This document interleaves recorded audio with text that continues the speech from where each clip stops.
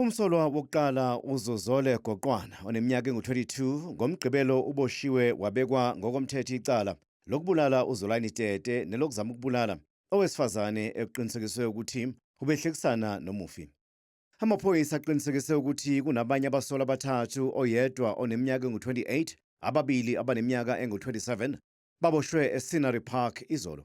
Inkantolo namhlanje ibiphikisana ngesicelo sebheyili kanye nokuhlanganiswa kwabasolwa njengoba ke laba abathathu bevele kwezinye inkantolo.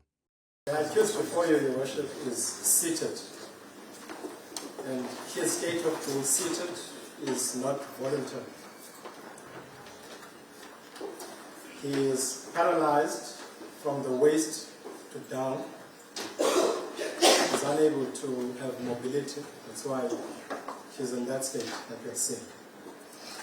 Further to the physical appearance that all of us can see, there are underlying conditions which we cannot divulge in this court due to media presence. Umbuso uyasiphikisa isicelo sebheyili, ukhathazeke ngokuphepha komsolwa. We fear that if released on bail,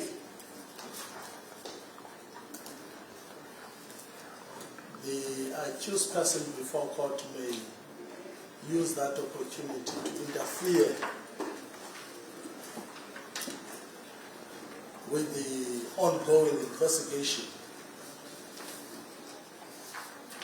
This is a case, Your Worship, that has drawn public outcry, not only in your district of Mdantsane, but countrywide.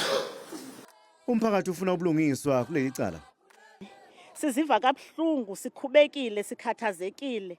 Kangakuba siyavuya xa ngaba sesive izolo into bangaba bakhona abahanelwa ababambile, ababanjiweyo.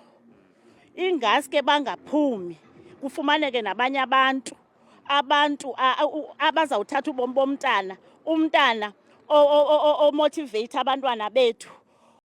Utete ungumpetha wamankomani ikhawu ezimbili, unebhande le-IBF Junior Bantamweight sonyaka u-2014 nele-WBO Bantamweight alithola ngo-2017 walivikela ngo-2019.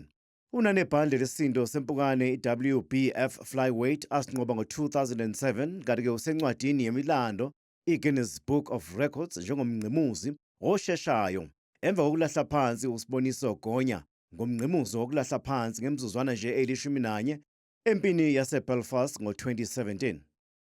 Unqobe izimpi ezingu-29 ezimbili ngama-TKO washaya kuphela kwezine.